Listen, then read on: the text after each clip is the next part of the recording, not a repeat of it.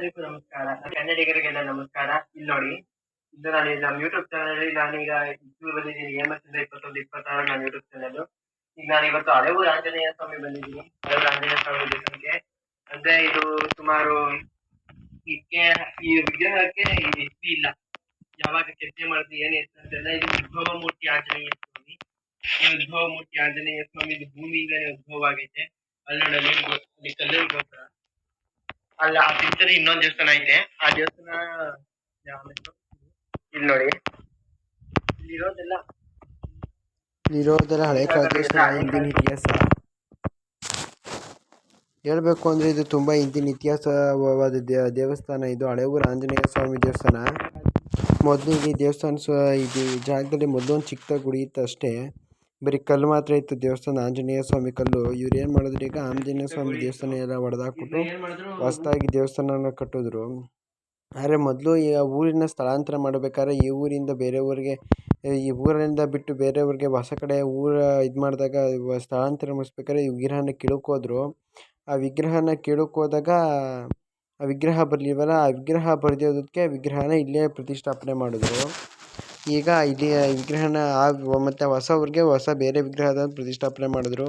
ಬೇಕಾದ್ರೆ ಕೀಳ್ಬೇಕಾದ್ರೆ ಈ ವಿಗ್ರಹಕ್ಕೆ ಸ್ವಲ್ಪ ಮುಖ ಹೋಗೈತೆ. ಬೇಕಾದ್ರೆ ಅಲ್ಲೇ ಮುಖ ಆಗಿರೋದು ನೋಡಿ, ಬೇಕಾದ್ರೆ ಸ್ವಲ್ಪ ಅಲ್ಲಿ ಸೈಡಲ್ಲಿ ಮುಖ ಆಗೈತೆ ನೋಡಿ.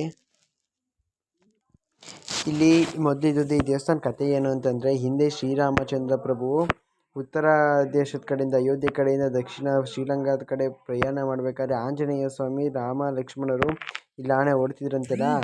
ಆಗ ಇಲ್ಲಿ ಆಣೆ ಹೊರಡಬೇಕಾದ್ರೆ ಆಂಜನೇಯ ಸ್ವಾಮಿ ತನ್ನ ವಿಗ್ರಹನ ತಾನಿಗೆ ತಿದ್ದುಕೊಂಡಿರೋದು ಅಂತ ಸಹ ಹೇಳಲಾಗುತ್ತೆ. ಮತ್ತು ಈ ಊರು ಬಿಟ್ಟಲ್ಲಿ ಇನ್ನೊಂದು ಸ್ವಲ್ಪ ಮುಂದಕ್ಕಾದಂಗೆ ರಾಮಲಿಂಗೇಶ್ವರ ಸ್ವಾಮಿ ದೇವಸ್ಥಾನ ಇದೆ. ರಾಮಲಿಂಗೇಶ್ವರ ಸ್ವಾಮಿ ದೇವಸ್ಥಾನದಲ್ಲಿ ಶ್ರೀರಾಮಚಂದ್ರ ಪ್ರಭುನೇ ಸ್ವತಃ ಲಿಂಗ ಮಾಡಿ ಲಿಂಗಕ್ಕೆ ಪೂಜೆ ಮಾಡೋರೆ ಅಂತಲೂ ಸಹ ಹೇಳಲಾಗುತ್ತೆ.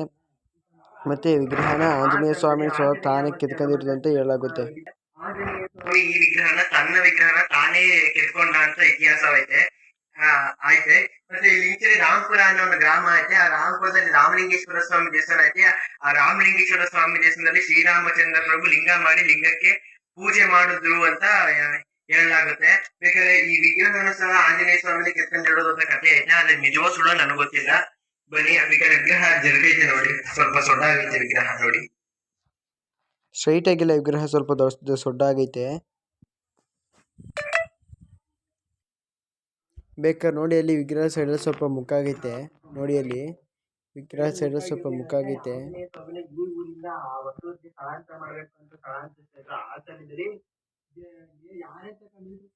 ಈ ಊರಿಂದ ಬೇರೆಯವ್ರಿಗೆ ಆಗ ಸ್ಥಳಾಂತರ ಮಾಡ್ಕೋಬೇಕು ಅಂದ್ರಲ್ಲ, ಆ ಸಮಯದಲ್ಲಿ ವಿಗ್ರಹನ ಆರೆ ತಗೊಂಬಿಟ್ಟಿದ್ರಲ್ಲ. ಆಗ JCB ಮೀಟಕ್ಕೂ ಸಹ ಹೋದ್ರು. ಆಗ ವಿಗ್ರಹಕ್ಕೆ ಸ್ವಲ್ಪ ಪೆಟ್ಟಾಗೋಯ್ತು. ಆಗ ಆದ್ರಿಂದ ವಿಗ್ರಹ ಸ್ವಲ್ಪ ಮುಕ್ಕಾಗೈತೆ. ಹೊಸೂರಿಗೆ ಚರ್ಗಿಸ್ಕೋದಾಗ ವಿಗ್ರಹ ಪೆಟ್ಟಾಗಿಂದ ವಿಗ್ರಹ ಸೈಡಲ್ಲಿ ಸ್ವಲ್ಪ ಮುಕ್ಕಾಗೈತೆ. ಆದರೆ ವಿಗ್ರಹ ಮಾತ್ರ ಕೆಳಕ್ಕೆ ಆಗಲಿಲ್ಲ. ಆದರೂ ಸಹ ವಿಗ್ರಹ ಹಾಗೆ ಐತೆ. ಮತ್ತು ಇದೆಲ್ಲ ಸುತ್ತಮುತ್ತ ಇರೋದೆಲ್ಲ ಇದೆಲ್ಲ ಹಳೆ ಊರು. ಇಲ್ಲೆಲ್ಲ ಗ್ರಾಮಗಳಿದ್ದು, ಸುತ್ತಮುತ್ತ ಎಲ್ಲ ಮನೆಗಳಿದ್ದು. ಈಗೆಲ್ಲ ಕಾಡಾಗೋಗಿ ಎಲ್ಲ ಇದಾಗೋಗೈತೆ, ಹೊಲ ಗದ್ದೆಗಳಾಗೋಗಿವೆ.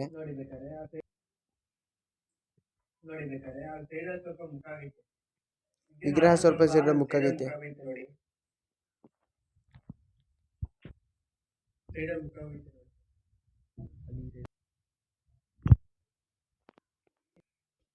ಯಾರು ಯಾವ ಕತೆ, ಯಾವ ಸುಳ್ಳು, ಯಾವ ನಿಜ ಅಂತ? ಶ್ರೀರಾಮಚಂದ್ರ ಪ್ರಭು, ಶ್ರೀ ವಿಷ್ಣು ಅವತಾರ, ಆಂಜನೇಯ.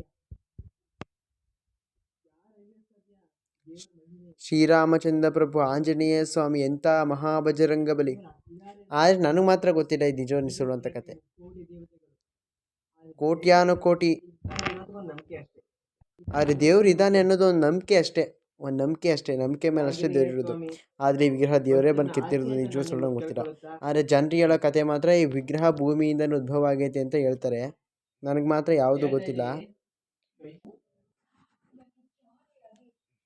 ಹೇಳ್ತಾ ಇದ್ದೀನಿ ನೋಡಿ.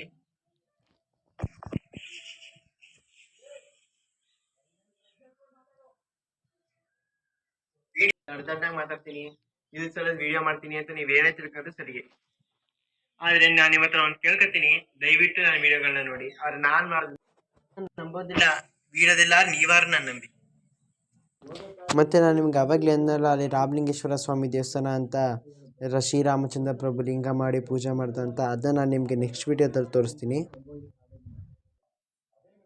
ನೋಡಿ ನೋಡಿ ಈಗ ಅಲ್ಲಿ ಹುಚ್ಚಮ್ಮನ ಗುಡಿ, ಹಳೆ ಹುಚ್ಚಮ್ಮನ ಗುಡಿ ಇದು. ಈ ಊರಲ್ಲೇ ಹುಚ್ಚಮ್ಮ ಮೊದಲು ಹುಚ್ಚಮ್ಮನ ಗುಡಿ ಇಲ್ಲೇ ಇದ್ದದ್ದು. ಅಲ್ಲಿ ನೋಡಿ, ಅಲ್ಲಿ ಬೇಕಾರೆ ನೀವು ನೋಡ್ಬೋದು, ಅಲ್ಲಿ ದೇವಸ್ಥಾನ ಫುಲ್ ಉಂಟೋಗೈತೆ. ದೇವಸ್ಥಾನದ ಮೇಲೆ ಆಲದ ಮರ ಎಲ್ಲ ಬೆಳ್ಕೊಂಡೈತೆ. ಆದರೆ ದೇವ್ರು ಇರೋ ಜಾಗದಲ್ಲಿ ಉತ್ತಾನೆ ದೇವರು ಇರೋ ಜಾಗದಲ್ಲಿ ಮಾತ್ರ ಸ್ವಲ್ಪ ಹಂಚು ಕೂಡ ಜರುಕಿಲ್ಲ. ಸುತ್ತಮುತ್ತ ದೇವಸ್ಥಾನ ಎಲ್ಲ ಉಂಟೋಗೈತೆ, ಹಂಚು ಪಂಚೆಲ್ಲ ಬಿದ್ದೋಗೈತೆ, ದೇವರೆಲ್ಲ ಬೆಳ್ಕೊಂಡೈತೆ. ಆದರೆ ಉತ್ತ ಇರೋ ಜಾಗದಲ್ಲಿ ಮಾತ್ರ ಒಂದು ಸ್ವಲ್ಪ ಹಂಚು ಏನೂ ಆಗಿಲ್ಲ. ಇಲ್ಲಿ ಹಬ್ಬನೂ ಮಾಡ್ತಾರೆ 5 ವರ್ಷಕ್ಕೊಂದಪ್ಪ. ಆದರೆ ಹಬ್ಬ 5 ವರ್ಷಕ್ಕೊಂದಪ್ಪ ಹಬ್ಬ ಮಾಡ್ತಾರೆ. ಆದರೆ ಹಬ್ಬ ಮಾತ್ರ ಮಾಡಿದ್ರೆ ಹೊಸೂರಲ್ಲಿ ಮಾಡ್ತಾರೆ, ಹಳೆ ಊರಲ್ಲಿ ಬಂದು ಯಾರು ಮಾಡೋದಿಲ್ಲ. ಇಲ್ಲಿ ಬಂದು ಮಾತ್ರ ಪೂಜಾರಿ ಮಾತ್ರ ಬಂದು ಪೂಜೆ ಮಾಡ್ಕೊಯ್ತಾನೆ ಅಷ್ಟೇ. ಇಲ್ಲಿ ನೋಡ್ಬೋದು ಬೇಕಾದ್ರೆ ನೀವು ಹಳೆ ಆಂಜನೇಯ ಸ್ವಾಮಿ ದೇವಸ್ಥಾನ ಗುಡಿ ನಾನು ತೋರಿಸಿದ್ದೀನಿ. ನಾನು ಕರ್ಕೊಂಡು ತೋರಿಸುವೆ ಅಲ್ಲಿ ಈಗ ದೇವಸ್ಥಾನ ಹತ್ತಕ್ಕೆ. ಆದರೆ ವೀಡಿಯೋ ಮಾಡಿ ತೋರಿಸೋಕ್ಕೋಸ್ಕರ ಭತ್ತದ ಗದ್ದೆ ಐತೆ, ದಾಟಿ ಹೋಗೋದಕ್ಕಾಗೋದಿಲ್ಲ. ಅದು ಅಲ್ಲದೆ ನಾನು ಈಗ 11 ಗಂಟೆ ಟೈಮಲ್ಲಿ ಬಂದು ಇಷ್ಟೊತ್ತು ದೇವಸ್ಥಾನ ಬಾಗಿಲು ತೆಗ್ದಿರೋದಿಲ್ಲ, ಅದಕ್ಕೋಸ್ಕರ ನಾನು ಕರ್ಕೊಳ್ಳಿಲ್ಲ. ದೇವಸ್ಥಾನ ಬಾಗ್ಲಾಕೈತೆ. ಹಳೆ ಆಂಜನೇಯ ಸ್ವಾಮಿ ದೇವಸ್ಥಾನ ಇಂಚೆ ಇರೋ ಬಾವಿ ಇದು ಮೊದಲು ಚಿಕ್ಕದಾಗಿತ್ತು, ಈಗ ದೊಡ್ಡ ಸುತ್ತಮುತ್ತ ಎಲ್ಲ ಕಟ್ಕೊಂಡು ದೊಡ್ಡದಾಗೋಯ್ತು ಬಾವಿ. ಇದ್ರೊಳಗಡೆ ಬಿದ್ದೋರು ಮಾತ್ರ ಪಕ್ಕ ಎದ್ದು ಬರೋದಿಲ್ಲ. ಪಕ್ಕ ಹೇಳ್ತೀನಿ, ಬಿದ್ದೋರು ಮಾತ್ರ ಮೇಕೆದ್ದು ಬರೋದಿಲ್ಲ. ಅಲ್ಲಿ ಸುತ್ತಮುತ್ತ ಹುಲ್ಲು ಪಲ್ಲೆ ಅಂತ ಅವೇನು ತಿಳ್ಕೊಂಡಿದ್ದೀರಿ. ಆದರೆ ನಿಜವಾಗ್ಲೂ ಹೇಳ್ಬೇಕಂದ್ರೆ ಅವೆಲ್ಲ ಹುಲ್ಲಲ್ಲ, ಅಲ್ಲೆಲ್ಲೂ ಇದ್ರ ಮಣ್ಣಿಲ್ಲ. ಪಾಚಿ ಬೆಳ್ಕೊಂಡು ಪಾಚಿ ಮೇಲೆ ಹುಲ್ಲು ಬೆಳೆದೈತೆ ಅಷ್ಟೇ. ಅಲ್ಲಿ ಸೈಡಲ್ಲಿ ಪಾಚಿ ಬೆಳ್ಕೊಂಡು ಪಾಚಿ ಮೇಲೆ ಹುಲ್ಲು. ಅಲ್ಲಿ ನೋಡಿ ಆಂಜನೇಯ ಸ್ವಾಮಿ ದೇವಸ್ಥಾನ ಇಂಚಲ್ಲಿರೋದು. ಮತ್ತು ಸುತ್ತಮುತ್ತ ಇರೋ ಜಾಗದಲ್ಲೆಲ್ಲ ಮೊದಲು ಮನೆಗಳಿದ್ದು, ಈಗ ಮನೆಗಳೆಲ್ಲ ಹೊಲ ಗದ್ದೆಗಳಾಗೋಗಿವೆ. ನೋಡಿ ಬೇಕಾದ್ರೆ ಇಲ್ಲಿ ಮೀನು ಮತ್ತು ಎಲ್ಲ ಈಗಲೂ ಸಹ ಇವೆ. ಸುತ್ತಮುತ್ತ ಇರೋದು ಮಾತ್ರ ನಾವು ಇದು ಕಾಲು ಹಾಕ್ಬಾರ್ದು ಅಷ್ಟೇ. ನನ್ನ ಕೈಲಾದಷ್ಟು ನಾನು ಪ್ರಯತ್ನ ಮಾಡಿದ್ದೀನಿ. ನಾನು ಕೈಲಾದಷ್ಟು ಪ್ರಯತ್ನ ಮಾಡಿ ಈ ಊರು ಸುತ್ತಮುತ್ತ ಇರೋ ಊರದ ಬಗ್ಗೆ ಎಲ್ಲ ನಾನು ನಿಮಗೆ ನನ್ನ ಕೈಲಾದಷ್ಟು ತಿಳಿಸಿದ್ದೀನಿ. ರಾಮಲಿಂಗೇಶ್ವರ ಸ್ವಾಮಿ ದೇವಸ್ಥಾನ ಅಂದಲ್ಲ, ಅದನ್ನ ಪಾರ್ಟ್ 2 ನಾನು ನಿಮ್ಗೆ ತಿಳಿಸ್ತೀನಿ. ಈಗ ಧನ್ಯವಾದಗಳು. ನಾನು ಈ ವಿಡಿಯೋನ ಮುಗಿಸ್ತಾ ಇದ್ದೀನಿ.